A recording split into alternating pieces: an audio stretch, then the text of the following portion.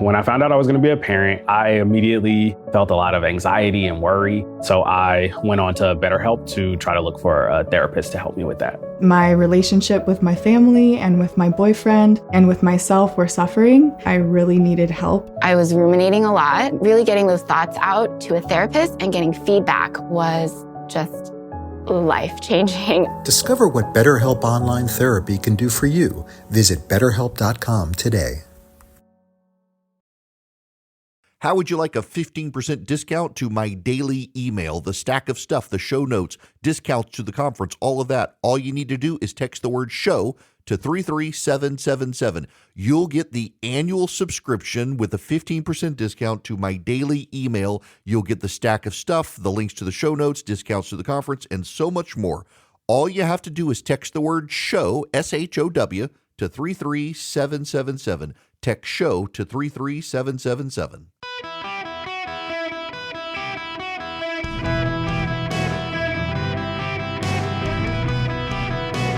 Welcome to the Eric Erickson Show podcast, Hour 1.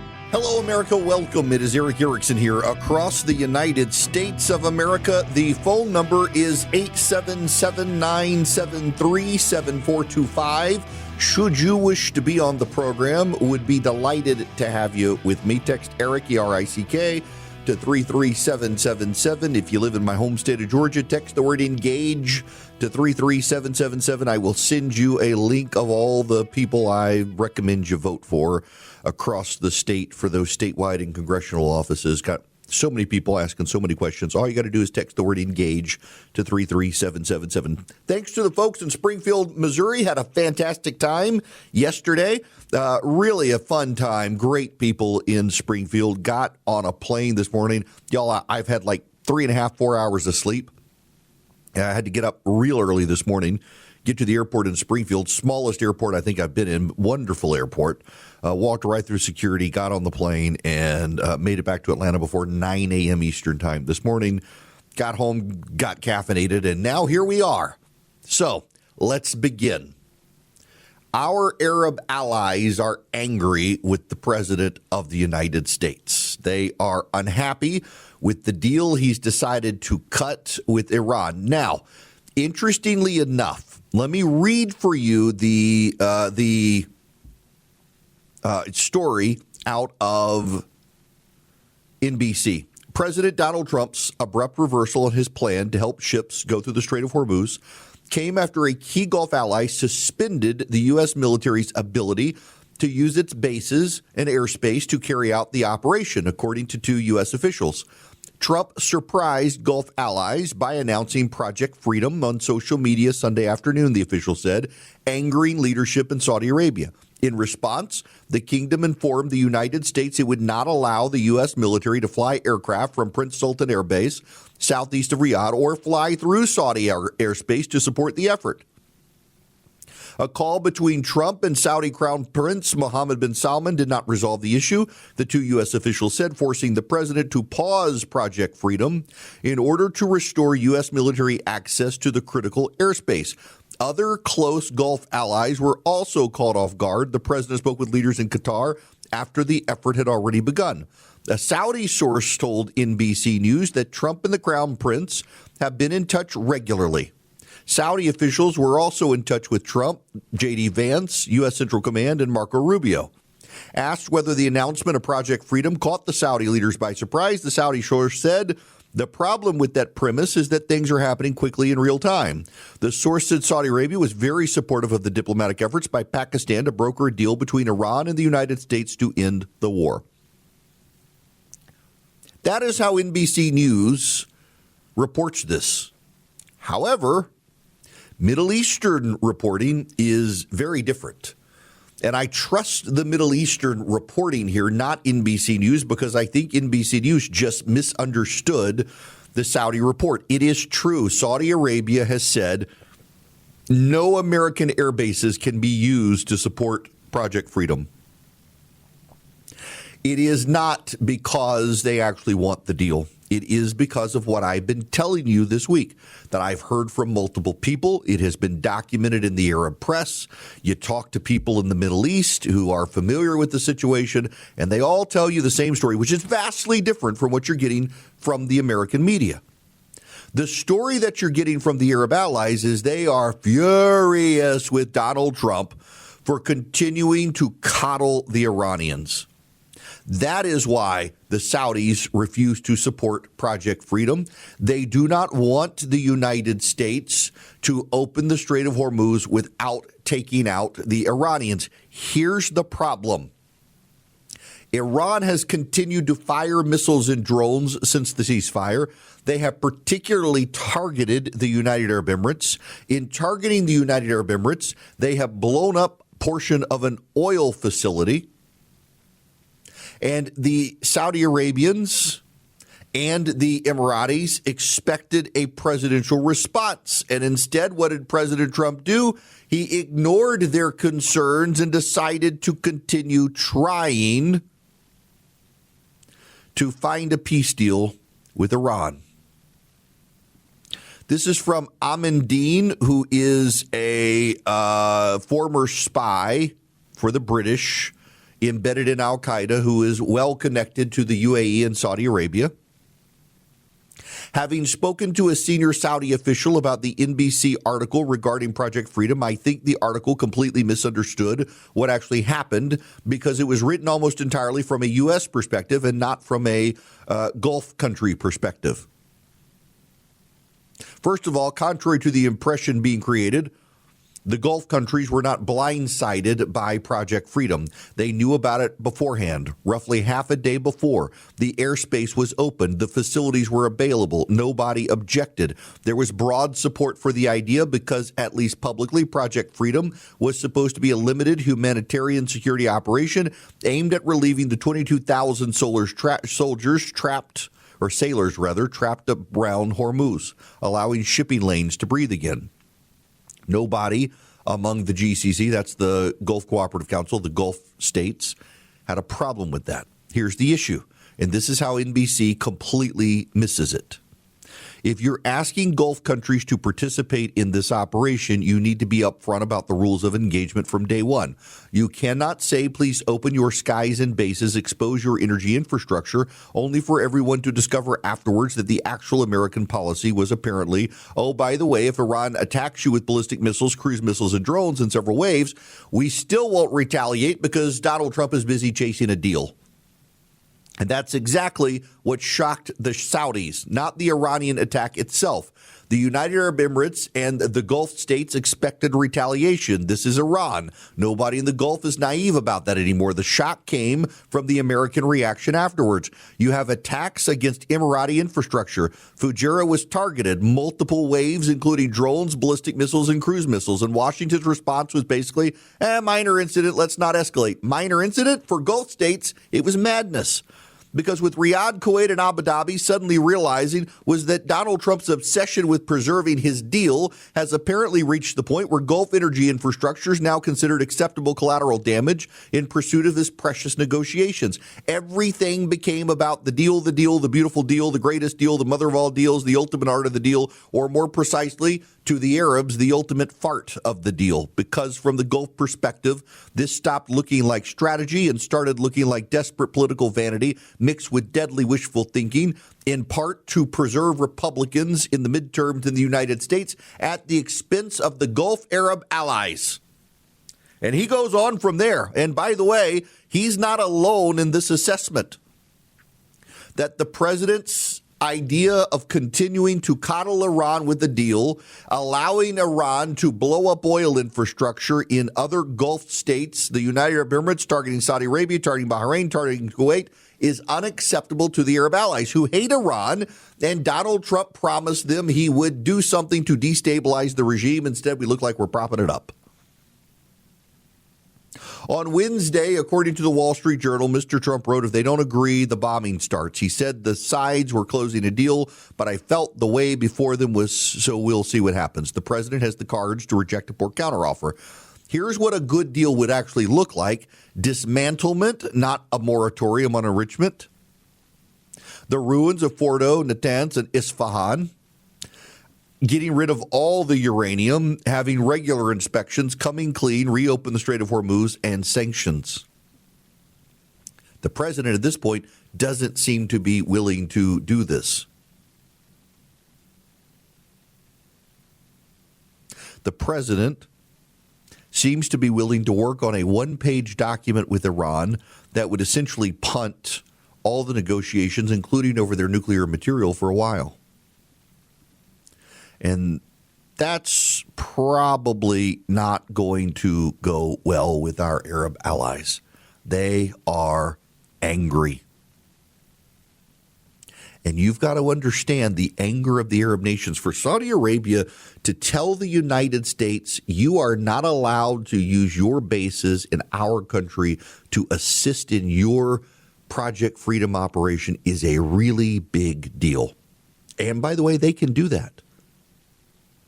If we decline and decide to use our military anyway, they can expel us from the country and say, you're done here. The Saudis are furious. The Emiratis are furious. During the ceasefire, Iran continued wave after wave of attack. And the U.S. did nothing. Donald Trump is the only person who wanted to preserve the ceasefire. The Iranians didn't care. He wants a deal.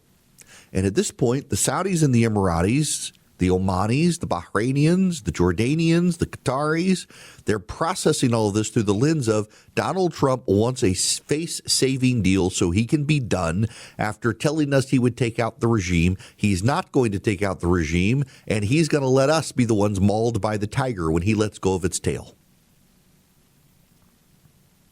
Surely the president's not going to leave them hanging like that. Surely the president of the United States understands you've now got to deal with Iran.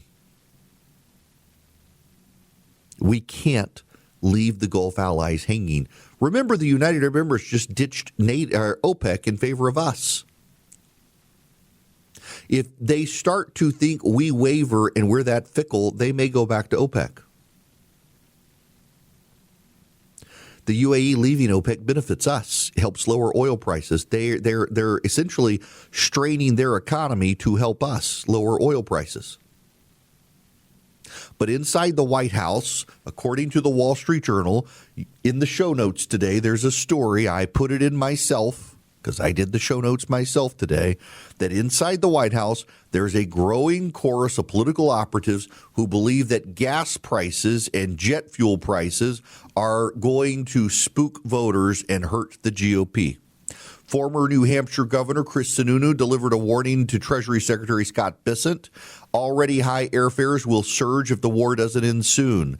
The administration officials have gotten the message. Privately, President Trump's advisors are increasingly worried that Republicans will pay a political price for the rising fuel costs, according to people familiar with the matter. Many of those advisors are eager to end the war in hopes that prices will begin moderating before November's midterms. The fallout from the U.S.-Israeli attack in late February has slowed traffic to the Strait, a vital shipping lane. 63% of Americans say they put a great deal or good amount of blame on Trump for gas price increases. More than 8 in 10 Americans said the struggle at the gas pump are putting a strain on their finances. If you're in Rio Linda, that's 80% of Americans.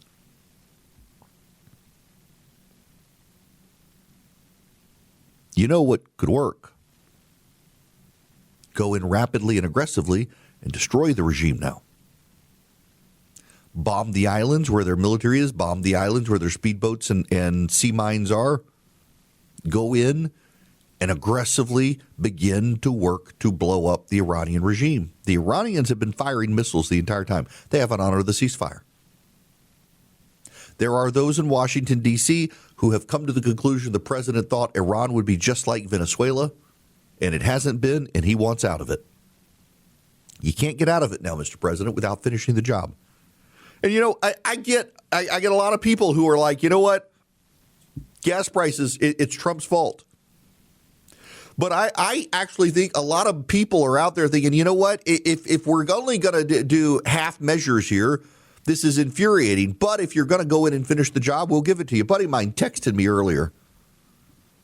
He sent me this. He says, I've had a lot of conversations with friends This is where I am. If we're going to endure higher energy prices due to Iran, I'm all for it if we get the desired outcome that's going to create long-term peace.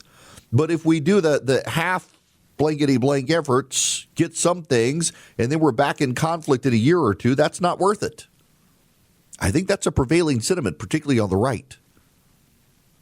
Our Arab allies are angry with us because we seem to be more interested in coming up with a half-measured deal with Iran that's no better and possibly worse than what Obama got instead of going in and finishing the job.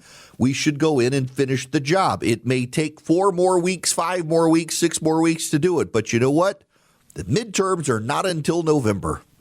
When maintaining your daily wellness rituals is important to you, the change in routine during the summer can feel daunting. Kachava's new travel packs help you stick to your daily ritual, even when you're on the go. Just 1 packet of Kachava's all-in-one nutrition shake provides complete nutrition with 25 grams of protein, 6 grams of fiber, greens, adaptogens, and much more. So you'll be fueled and ready for wherever life or your summer adventures take you. No fillers, no nonsense. Just the good stuff your body craves. Plus, it actually tastes delicious. But you can try it for yourself because the variety pack includes all 6 delicious fan favorites: chocolate, vanilla, chai, matcha, coconut acai, and strawberry. So instead of worrying about sticking to your daily ritual, simplify it with Kachava.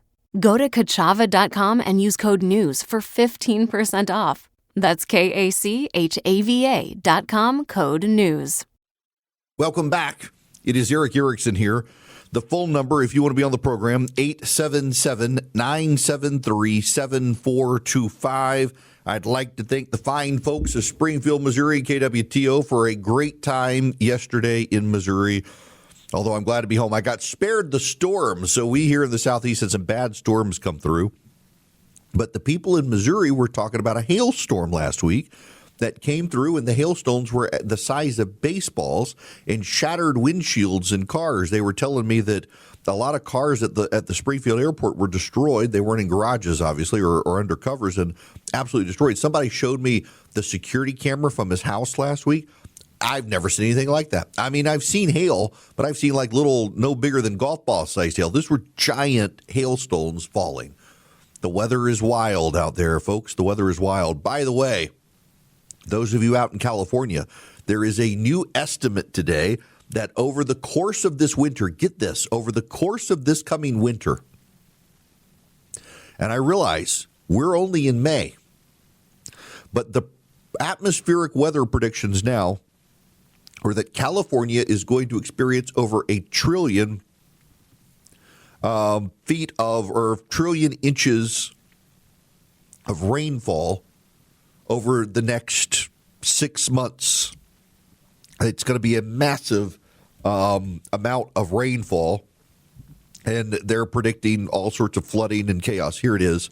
No, I got that wrong. So it's going to be Category 5 atmospheric rivers, bringing trillions of gallons of warm precipitation, causing extreme flooding and mudslides as the Super El Nino intensifies. So they're looking at a new mayor in Los Angeles. You probably want to be thinking about who's going to be proactive in planning. Probably not the mayor who let it all burn down, or the communist who thinks the government shouldn't do stuff like that. Wild to watch Spencer Pratt take it off there. We'll see if he can win. Now, I got to tell you about Eden Pure and its thunderstorm. I didn't have to use it in my hotel, but I keep one in my travel bag. I actually do keep one in my travel bag. They're small, they're portable. You can get 3 of them and save $200 at EdenPureDeals.com. The discount code ERIC3, ERICK, the number 3, EdenPureDeals.com. What are they? They're air purifiers. So they get rid of pollen, they get rid of dust.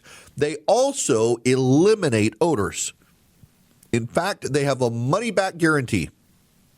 If they do not eliminate your odors, they'll give you your money back. See the site for details, EdenPureDeals.com. The discount code is ERIC3, ERICK, the number 3, and you can get 3 of them, upstairs, downstairs, your travel bag, your RV, wherever you need them. They'll wipe out odors. They generate ozone, and ozone acts as odor bleach. It goes where you can't go.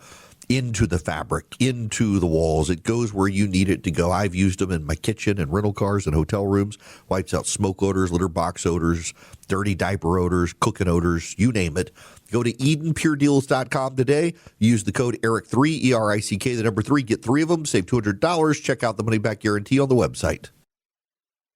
Hello there and welcome. It is Eric Erickson here. The phone number 877-973-7425 should you wish to be on the program. I have a programming note. You know, we don't often have guests on, although we've had more in the last month, probably 2 months, than we normally do. We got to rein that in. But I reached out to and asked for this guest who was happy to oblige and come on. And that is the Attorney General of the state of Alabama. They are going through redistricting right now, and at 2:30 p.m. Eastern time today, the bottom half of the third hour, I'm going to be joined by Attorney General Marshall of Alabama to talk about Alabama's push to redistrict and their hang-up in the United States Supreme Court. I need to tell you about Swiss America before I move on. If you are interested in precious metal investing, you should reach out to Swiss America. I bought gold from them, gold coins from them. Boy, has the value increased. You can also stay informed about what's happening with precious metal markets, commodities, the BRIC nations, the economy. All you have to do is go to SwissAmerica.com/Eric and click on the News and Views tabs. You can also subscribe to their podcast, Swiss America Trading, and get their free report, The Secret War on Cash. All you have to do to get the free report, The Secret War on Cash, is fill out the form at SwissAmerica.com/Eric. They'll send it to you free of charge. It takes less than 50 minutes to read. It can save on your retirement finances. If you're interested in precious metal IRAs, if you're interested in just the latest news on precious metals and commodity prices, Swiss America has a lot of information, can get you informed and up to date, and, well, give you bleeding edge information faster than your neighbors get it. So go to SwissAmerica.com/Eric, SwissAmerica.com/ERICK. Get informed, stay protected, get help with your retirement and finances from Swiss America. Now, let me jump to the phones here. I want to go to John. You're up next. Welcome, sir. How are you? Doing well, sir. How are you? I'm good. I just called in about with the whole Iran thing. I wanted to get your opinion on is Trump kind of playing chess again and waiting for the War Powers Act to have to reset, because isn't that like coming up in a week or so? And then so that after that has to reset again, he can go right in and not have to have congressional approval and everything. So that's one of the theories out there. Now, the president's team, you should understand, believes the War Powers Act, as does every president since Richard Nixon, believe it's unconstitutional. But the reset with the War Powers Act came when they announced that it had ended, when the war effort had ended. That was, he formally notified Congress. So they don't need another week for it to expire. Now, what I do think is probably going to happen is the president wants this negotiated settlement with Iran. If they don't get something this week, they may start bombing again next week. But that doesn't have anything to do with the War Powers Authorization, because once he notified Congress that the end of hostilities was at hand a week or two ago and the ceasefire had begun, that rechecks and restarts the War Powers Act requirements. So does it need to wait? I think there are a lot of people who think maybe this is some clever way around it to give it some pause, let it reset. There is legislation in Congress to give the president authorization of force. The House Republicans are looking at giving the president a very clear 90 days to deal with Iran. We'll see if they do that, but the president doesn't necessarily need consent from Congress to do his defensive Project Freedom action, and he hasn't bombed Iran in several weeks after the ceasefire, so technically he has suspended it. We will see. Now, George, you're going to be up next. Welcome to the show. How are you? Good, Eric. How you doing? Great. What's going on? Well, I'm a Trump supporter, and I have been for a while, but I am absolutely livid with what he's doing right now. He should never have taken his foot off the gas when he was bombing it the first time. You're not going to win this by bombing people. You have to put the terriers in to get the rats. This is you're hanging your allies out to dry. and you're not going to get a deal with them that they're going to accept, because they're not going to. They're duplicitous. They're playing for time. Every day for them is one day less for you. So Right. I can't. It's so frustrating. Everybody goes up to the line and they step back from it. And this is a number of presidents. They look, don't finish it. George, I think you're speaking for a lot of people with the frustration. I think a lot, and in fact, the polling out there suggests 76% to 80% of Americans in the Harris poll agree that Iran can't get nuclear weapons, and we got to do whatever we need to do to stop them. This negotiating with them, I think people philosophically understand and fundamentally understand. You can't negotiate with people who want to bring about the end of the world, that they will lie, cheat, and steal to do whatever they want to do. So you got to destabilize the regime. The Iranian people are certainly hoping that we will destabilize the regime. James, you're up next. Welcome, sir. Yeah, hello. Hi there. My wife actually brought up a very good question about the situation in Iran, and I wanted to share that with you. Her question is, why don't the Saudis and the Emirates do more themselves to take out Iran? That is a great question, and I actually do know the answer. Very much like the European situation, we have been allies with them for so long and had military bases there for so long that we essentially made a deal with the United Arab Emirates, with Bahrain, with Saudi Arabia, that we will stay and protect you from the bad guys, and you don't have to build up your military. They don't have the military capabilities to go after Iran. They haven't built up a missile technology. They haven't built up long-range drone technology. Essentially, they've operated under the presumption the United States will protect them so they can pour their money into construction projects and the local economy and things like that. So there is no way. Iran's been building a massive missile arsenal, and Saudi Arabia and the United Arab Emirates have been building buildings. There's just no way for them to protect themselves from the Iranians, who are a weaponized terrorist regime, when they've relied on the power of the United States and to some degree Israel, but mostly the United States, to be able to protect themselves. That's the problem. Now, I want to move on to the Democratic redistricting fight and the insanity of the redistricting fight. And I want to begin, for those of you in the South, this very familiar voice. Were in the Senate Judiciary Committee hearing. No one was allowed in except for those of us who were testifying and the members of the committee. Outside, you could hear chants. You could see people who desperately wanted to be a part of the conversation, but were denied the right. And inside, the leader, the minority leader, Ramesh Akbari, had to ask where the bill was. And what they said is, well, we don't have the legislation yet. We just have a map. So basically, they were considering a picture. They've moved so quickly, they didn't even have the text of the bill. And having served in the legislature for 11 years, I'm here to tell you, I don't remember voting on a bill that didn't actually exist. So we know that the Republicans in Tennessee had already moved in a previous round of redistricting. There used to be a congressional seat around Nashville. You got Nashville and Memphis. Those are the two largest cities in the state. There was a congressional seat around Nashville, tended to elect Democrats, and one around Memphis, right? They cracked that Nashville congressional district into 3 different districts, leaving Memphis. Memphis, a majority black city. Memphis being that district represented by Steve Cohn, white man actually, who's represented a majority black district for many years, just to show that, majority black districts don't only and exclusively elect black representatives.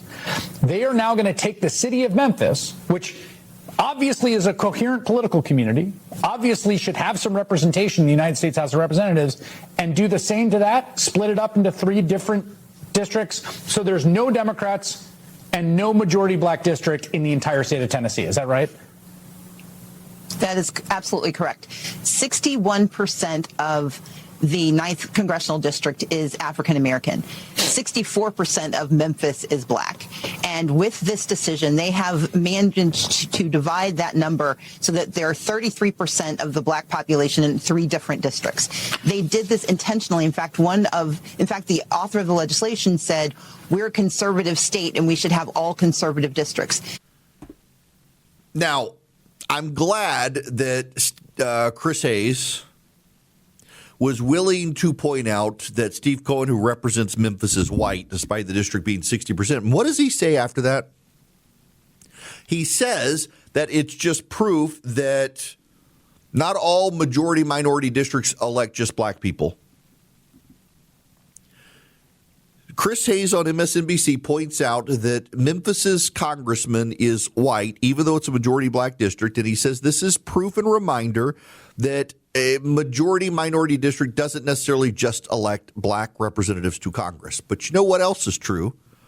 In South Carolina's 1st congressional district, it elected Tim Scott to the United States Congress.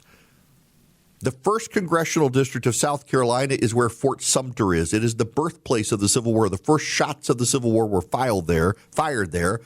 And that district elected a black Republican named Tim Scott, who is now the United States Senator from South Carolina. And so to Chris Hayes' point, I would echo and say it's proof that not all majority white districts will elect just white people, which means we don't necessarily have the racial problems that Stacey Abrams and Chris Hayes and others claim we have in this country. Jamie Harrison was the chairman of the Democratic Party. He had been the chairman of the South Carolina Democratic Party. He himself is black. He gave this quote to the left-wing bulwark, quote, "If I'm advising anyone to run for president, they sure as heck better have a solution to how you make sure that it's not another 100 years before another black person can represent South Carolina. Some folks are thinking court expansion. Some folks are thinking court term limits or rotation. I'm open to whatever. You got that? You need to make sure it's not another 100 years before a black person can represent South Carolina." A black man represents South Carolina in the United States Senate. His name is Tim Scott, and he's a Republican. But because he has an R next to his name, he's not considered black by the Black Democratic Party chairman of South Carolina. That black man, Tim Scott, got elected in a House district that was overwhelmingly white. Burgess Owens is a black man in Congress who has represented a congressional district in Utah. Black people are getting elected as Republicans representing white districts in this country, but they don't count because they're not Democrats. 10 years ago, yesterday, a law professor from Harvard, Mark Tushnet, saw that Donald Trump would become the Republican nominee for president in 2016. On May 6, 2016, Donald Trump secured the Republican nomination, and everyone, including a lot of Republicans, presumed Hillary Clinton would get elected and there was an open Supreme Court seat due to the death of Antonin Scalia. Mark Tushnet, Harvard law professor and progressive, assessing the situation, wrote this: "The left should be compiling lists of cases to be overruled at the first opportunity on the ground that they were wrong the day they were decided, and should aggressively exploit the ambiguities and loopholes and unfavorable precedents that aren't worth overruling. Instead of accommodating the losers in the culture wars, the left should take a hard line against its fellow citizens. Trying to be nice to the losers didn't work well after the Civil War. Taking a hard line seemed to work reasonably well in Germany and Japan after 1945. Finally, F. Anthony Kennedy, except he said the word." I actually know a number of Republicans who became Trump supporters after Mark Tushnet revealed the inner desires of the left, because he was echoed and amened by a lot of progressives that there would be hell to pay for conservatives. The Democrats would get a 5-4 progressive Supreme Court when they filled Antonin Scalia's seat. It was game on, and they intended to reverse decades of conservative Supreme Court precedent on a dime, on a whim. It's all about power for them. All of the belly aching about racism in the country, all of the belly aching about majority-minority districts going away, that doesn't have anything to do with black people. If it did, they would acknowledge a guy like Tim Scott. What it has to do is Democrats. The Democrats are all about power. All of their belly aching is about power. And the media, being part of the Democratic Party, gives them credit in ways that they don't deserve, but they are able to amplify in the press. I am old enough to remember in the early 2000s when the South was moving towards the GOP, the Democratic South engaged in some of the most extraordinary gerrymandering you will have ever seen. In Texas, Democrats in Texas made some of the most bizarrely drawn districts you will ever see. Amoebas would blush at the shape of the districts in Texas. Same thing in Georgia. In the state legislature in Georgia, the Democrats drew, I think it was a state Senate district that stretched from Columbus, Georgia, on the outer edge of the state on the border of Alabama, all the way over to Augusta, Georgia, where the Masters is played, on the border of South Carolina. It stretched across the mid-state. In some cases, it was only inches wide. And the Democrats were fine with that. It's all about the preservation of power for the Democrats. And they will ignore that there is a black man representing South Carolina because he's a Republican, so they can advance their poor pity me narrative. And you know what the Republicans should do? Instead of trying to wield power in the opposite directions of the Democrats, they should give up the power. They should break the ring of power. They should pass laws to repeal the laws that are being abused by Donald Trump and say, you know what, we're going to give up this power, but Democrats aren't going to be able to use it as well. Instead, the Republicans are holding on to the very powers they should be giving up right now before the Democrats eventually do take power again, because we know what they want to do. The best way to stop them is to make sure they can't do what they want to do by taking away the power. This hour of the program brought to you by Van Allen Golf, ALLEN, vanallengolf.com. You can check them out at vanallengolf.com. Check them out on Instagram at Van Allen Golf, or just text the word golf, GOLF, to 33777. Check out their fine golf equipment. At the bottom of the third hour, that's 2:30 Eastern time, if you're listening to the show live today, I'm going to be joined by Attorney General Marshall of Alabama. Alabama is in a very interesting situation where they're trying to do redistricting by getting the U.S. Supreme Court to essentially reconsider a matter related to Alabama's districts where the lines were frozen to 2030 in light of the Calais decision, because it directly impacts the logic of the court. I wanted him to come on to talk about the Alabama situation, because if Alabama is successful, it might not actually be able to change its lines this year, but by 2028 it will. Mississippi's lines, likewise, they're trying to change their lines, and probably not going to happen except for 2028. Georgia's 2028 as well, largely because of where these elections fall. There's a Supreme Court precedent, as I mentioned, called Purcell, which precludes Georgia and Mississippi from really enacting their lines for 2026. And I'll talk to the Attorney General about that. Right now, I need to talk to you about Renai and their forever hot water tankless heater. It's a wonderful water heater. Y'all, it really is. We never run out of hot water in our house. The kids no longer fight about showers. You no longer have to wait when my daughter with very long hair takes a shower for the water heater to refill, because it's tankless, and you got forever hot water. And if you want one, they're well priced. You can still get a $500 rebate from Renai. All you have to do is go to talkingtankless.com. There's a rebate button you'll see. Click the rebate button, and you'll be asked to put in your information. This is for homeowners only. You got to buy and install by June 30th. And you put in your information, you click the button, and you'll go to the rebate page where you'll find the Eric Erickson rebate. You click that, and it's going to ask you for a passcode. It's Eric, E-R-I-C-K. That's the passcode for the Erickson rebate. Why do you have to have the passcode? Because it's only for you guys. It's not for anybody else. It's just for listeners of this program, because they advertise here. Go to talkingtankless.com, click on the rebate button, put in your info, the Erickson rebate, put in Eric, and then find a plumber on the site to install your tankless water heater.